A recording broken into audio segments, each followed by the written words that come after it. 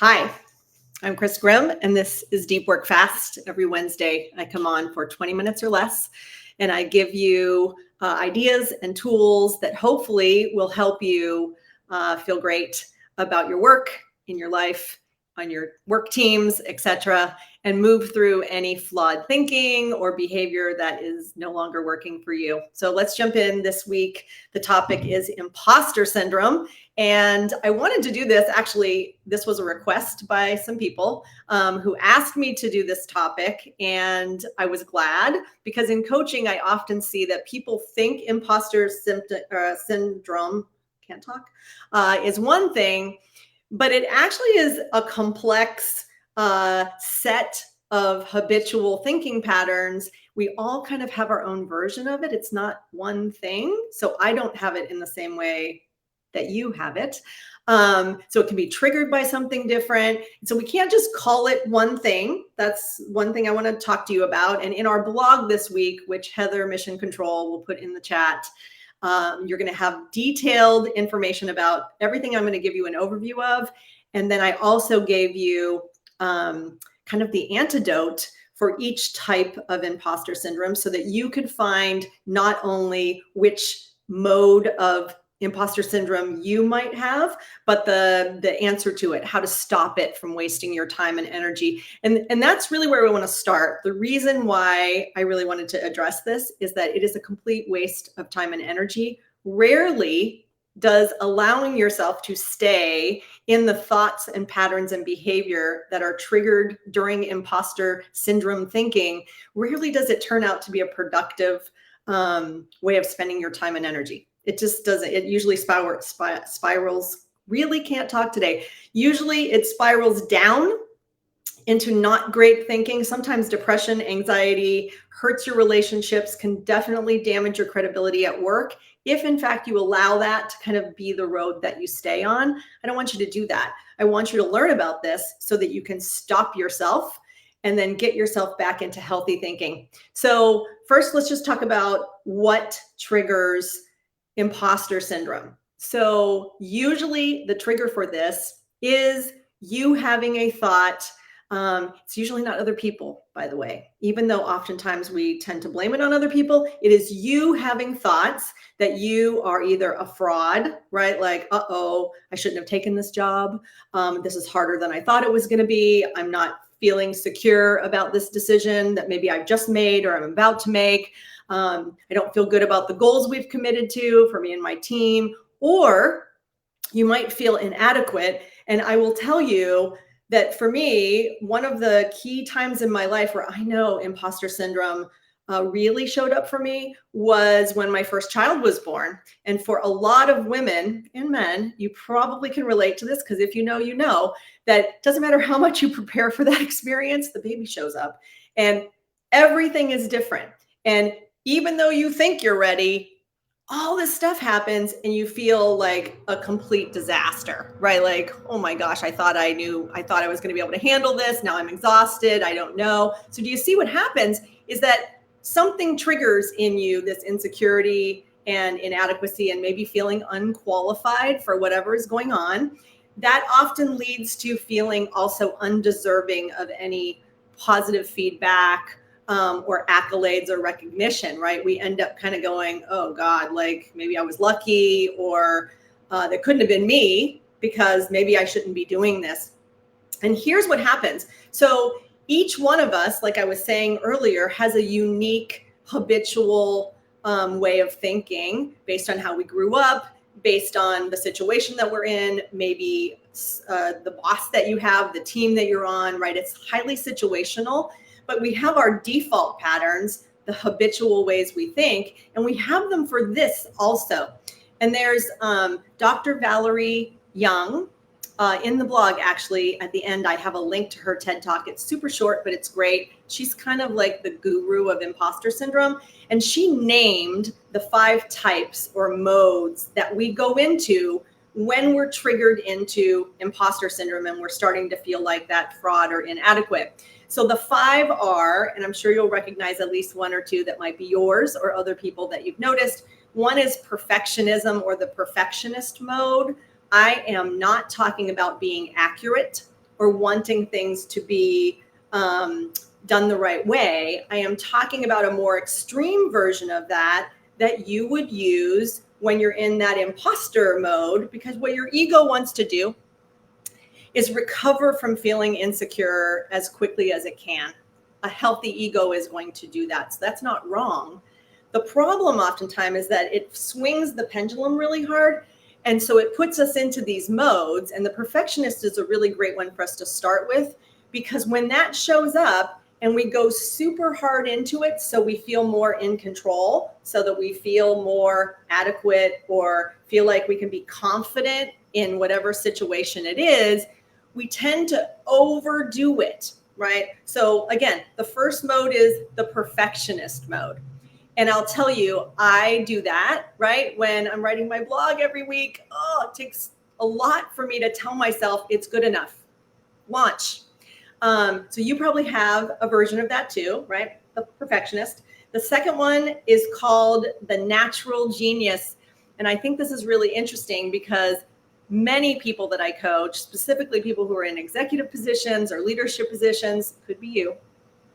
If in grade school and university, and maybe you went to grad school, you got good grades, you tend to believe that's a part of your identity because it was a part of your identity. You did achieve those things. Then we get in life. Life is messy, right?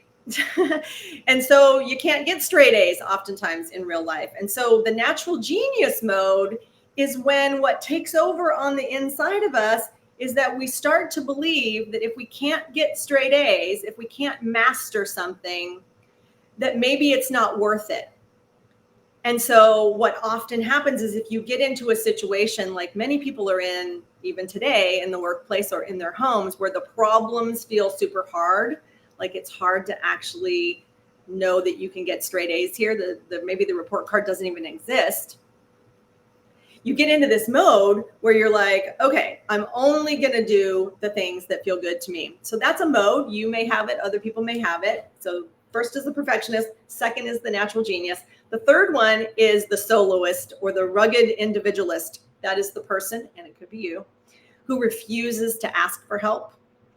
There's a whole bunch of reasons that happens, but the reason it happens as a reaction to imposter syndrome is, again, remember, this is a pendulum swing. So it's like way over on one side where now I'm going to prove to myself and to other people that I can do whatever the situation is. Like, I got this. You don't need to help me. Back to my thing about me telling you, like, whenever I had my first child and I was in full on, like, oh my gosh, boy, I used to be good at consulting and coaching and all that was neat and tidy. And I dressed up and I went to people's offices and they paid me a lot of money. Then I had a baby. Things were messy. Oh my God. So my reaction was, I got this. I'm going to figure it out. Now, in the background, I was a mess, but I wanted the world to believe. So I had to first try and believe and set up whatever the situation was to make it feel like I was in more control and more confident. So that's what the rugged individualist or the soloist does, right? We tend to want to prove to ourselves we can do things, so we get rid of everybody else.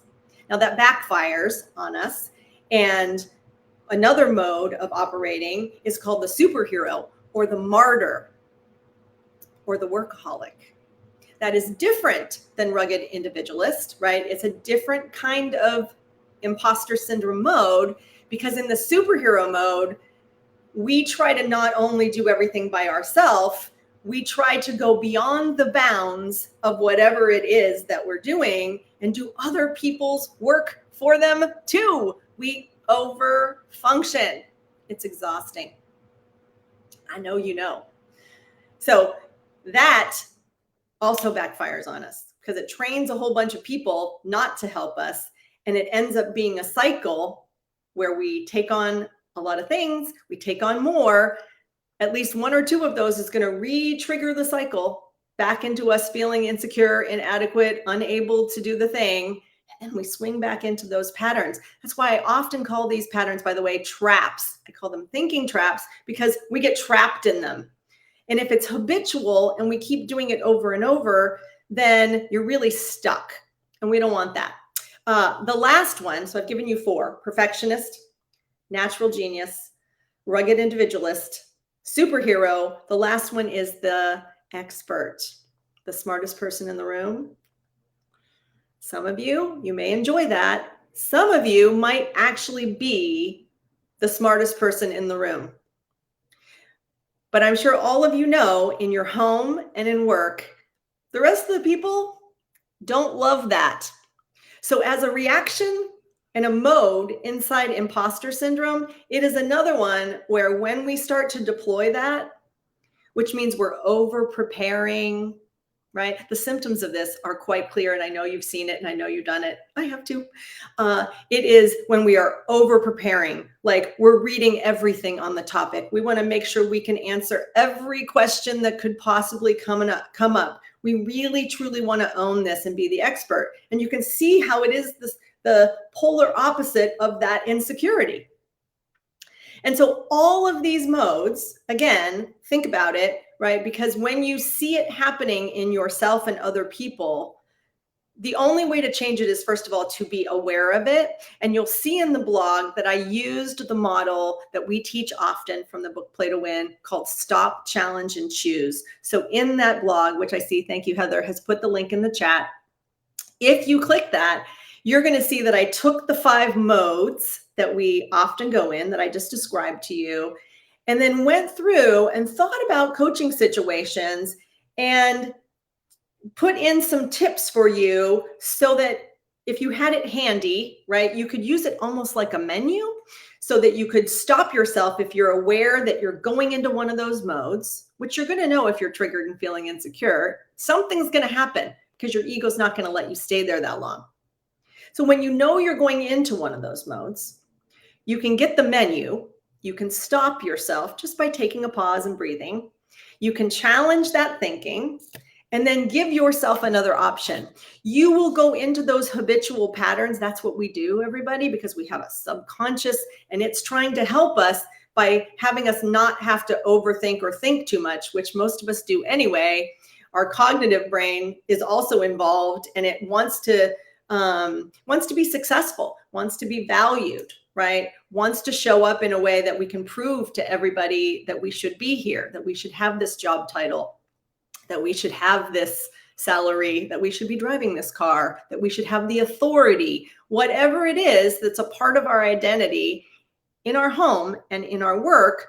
Remember, this is, we're adults here, and adults are very, very attached to our identity related to what we do every day. So whether you work in the home or you work out of the home or you volunteer, whatever it is that you do, that is a part of who you are. And so when this is the important thing here, like when that is threatened in any way, and at different parts of our life, I just want to say to you that this doesn't mean something's wrong with you. One of the reasons I really, really wanted to talk about this today is that we all do this. So this isn't about people who are broken. In fact, oftentimes in coaching, I see imposter syndrome in these modes that I told you about showing up for high achievers more often than people who are not necessarily high achieving. Because with high achievers, well, you're a high achiever, right? You always want to get those A's. But life is harder than that and messier than that. So it throws us curveballs, which can trigger that insecurity. And for us not to react to that in a habitual way, we've got to unlearn some things. And to unlearn as an adult means you have to slow down, which is why we say stop, challenge, and choose. Because to get new thinking that creates new behavior, in the moment, you have to be willing and able to do that. And you have to have a menu of options prepared to do something else. Like, for instance, if you're an overfunctioner, if you're the superhero, if you're the person who everybody counts on all the time to get things done, but you're tired of doing that, you're going to need a menu of options to fill that void if it shows up. In other words, you're going to have to know the go-to people you're going to ask for help. You're going to have some things prepared so that if you're going to delegate, for instance, or set expectations for other people to function so that you don't overfunction, that takes Preparation. It takes some proactive thinking when you're not triggered, when you're not in the imposter syndrome. The last thing I just want to say is there are groups of people that we're experiencing right now in coaching who are experiencing post-pandemic, even though we're a few years out, because the workplace and the way we're functioning, sometimes even in our homes, because we're working in our homes. Look, here I am right now with you. Thanks, COVID. But it has changed the way we're working. In some businesses and homes, it has forever changed the way certain roles and functions are happening, right? Like many sales organizations, they're not flying around seeing people in person the way they used to. They're doing demos online instead of in a conference room. For some people, there's so much that has changed that this imposter syndrome is getting triggered on a regular basis, almost to the point where for some people it's becoming chronic. Instead of just turning on for a little bit so that then I can help coach them into that better thinking, they're getting stuck in those traps. And I'm mentioning it to you first because you should know that about yourself. So if so much has changed, and maybe in your organization, other things have changed, new technology, new goals, more complex problems, feedback from customers that are maybe creating a conversation where your whole strategy has to change. All of that could potentially at any moment have someone, if not you, having imposter syndrome, feeling the trigger of insecurity, worried that they can't do their job well anymore. And then if they're in default mode, if they don't know what I'm teaching you today and what you're going to read in the blog, and they're just going to operate off of default, most likely they're going to push into whatever their mode is so that their ego can get back in control, or at least feel like they're back in control. Now, I want you to look for the signs in yourself and other people. I mentioned some of them. Over preparing.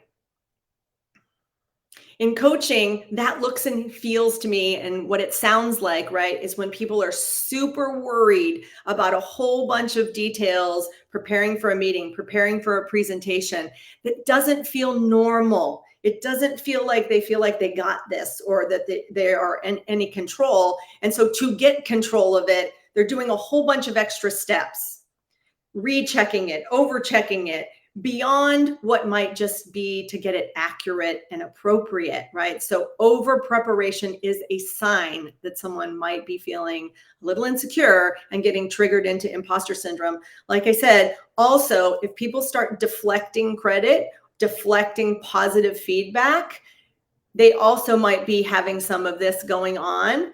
Also, I just want you to look at yourself and other people when you start to feel apathetic, when you start to, and maybe that wasn't you before, but now you're starting to be like, oh, I'm not going to put that much effort in anymore because it's not getting me the same things. The old ways of working aren't working for me anymore. So why put that much effort in, right? These are not great signs. And like I said, they are signs that should tell us that we might be going down a road that is not going to be super healthy, not going to be productive, and won't get us the best thinking, which of course we need in our lives right now. We need people to be clear-headed because a lot of craziness is going on, if you haven't noticed, and fear-based, stuck, thinking traps, not helpful. So I promised you under 20 minutes, we are right here.